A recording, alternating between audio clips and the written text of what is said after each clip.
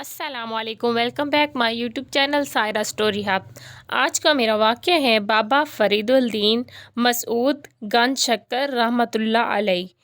اپنی سیاحت کا قصہ بیان کرتے ہوئے فرماتے ہیں کہ بغداد میں قیام کے دوران میں نے لوگوں سے بغداد کے صوفیہ کرام کے متعلق دریافت کیا تو لوگوں نے مجھے ایک ایسے درویش کا پتہ دیا جو دریائے دجلہ کے کنارے مقیم تھے۔ میں دریائے دجلہ کے کنارے گیا اور دیکھا وہ درویش نماز میں مشغول ہیں۔ میں نے انتظار کیا کہ جب سلام پھیریں تو میں ملاقات کا شرف حاصل کروں۔ جب انہوں نے سلام پھیرا تو میں نے سلام عرض کیا۔ انہوں نے اشارے سے فرمایا بیٹھ جاؤ، چنانچہ میں بیٹھ گیا اور ان درویش کا چہرہ انتہائی پرہیبت تھا اور میں نے ایسا چہرہ پہلے کبھی نہیں دیکھا تھا اور ان کا چہرہ 14ویں کی چاند کی مانند دمک رہا تھا۔ بابا فرید رحمۃ اللہ علیہ فرماتے ہیں ان درویش نے مجھ سے دریافت کیا کیا تم کہاں سے آئے ہو؟ میں نے عرض کیا حضور ملتان سے آیا ہوں۔ انہوں نے فرمایا اگر کوئی کسی اللہ عز و جل کے برگزیدہ بندے کی خدمت میں حاضر ہوگا تو ایک دن وہ بھی اسی مرتبے کا حقدار ہوگا جس مرتبے پر وہ اللہ عز و جل کا برگزیدہ بندہ فائز ہے۔ بابا فرید رحمۃ اللہ علیہ فرماتے ہیں میں نے ان کی بات سنی تو خاموشی اختیار کی اور سر جھکا لیا۔ انہوں نے فرمایا 50 برس ہوئے میں اس جگہ مقیم ہوں اور یہ گھاس جو دیکھتے ہو یہ میری غذا ہے اور میں اولاد جنید بغدادی رحمۃ اللہ علیہ سے ہوں۔ اور کیا تمہیں بتاؤں کہ کل رات شب معراج تھی اور اس رات کی کیفیت کیا بیان کروں؟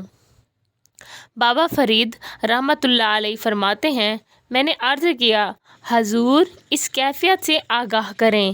انہوں نے فرمایا میں 30 برس سے نہیں سویا اور میں بھول چکا تھا کہ نیند کسے کہتے ہیں اور نہ ہی مجھے غرض تھی، مگر کل رات اچانک مجھے اپنے مصلے پر نیند آ گئی اور میں نے خواب میں کیا دیکھا کہ 70,000 فرشتے میری روح کو عالم بالا کی جانب لے جاتے ہیں اور جب وہ آسمان پر پہنچتے ہیں تو وہاں کے فرشتے ہاتھ باندھے اللہ عز و جل کی حمد و ثنا بیان فرما رہے تھے۔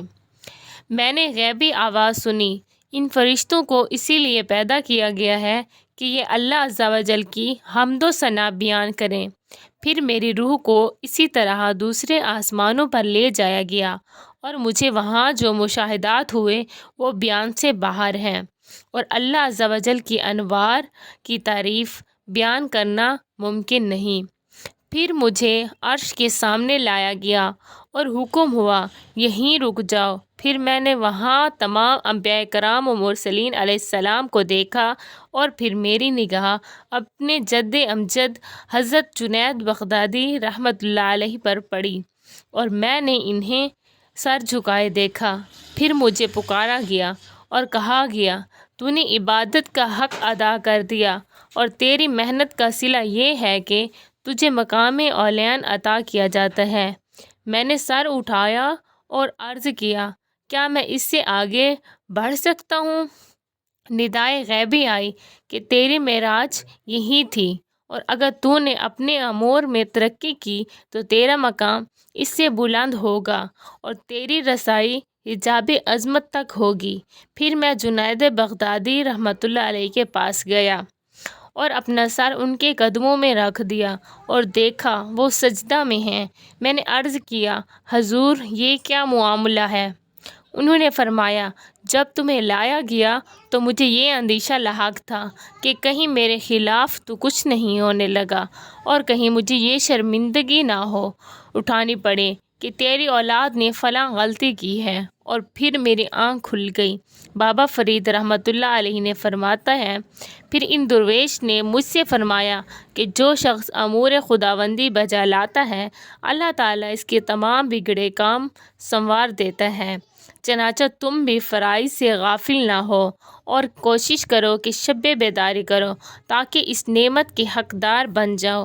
بابا فرید رحمۃ اللہ علیہ فرماتے ہیں، میں ان درویش کی خدمت میں کچھ دن تک رہا اور وہ درویش نماز عشاء ادا کرنے کے بعد نوافل میں مشغول ہو جاتے اور نوافل کی ادائیگی کے وقت اپنے پاؤں باندھ لیتے تھے اور تمام رات نوافل ادا کرتے گزر جاتی، یہاں تک کہ صبح کی سپیدی نمودار ہو جاتی۔ Please subscribe my YouTube channel Saira.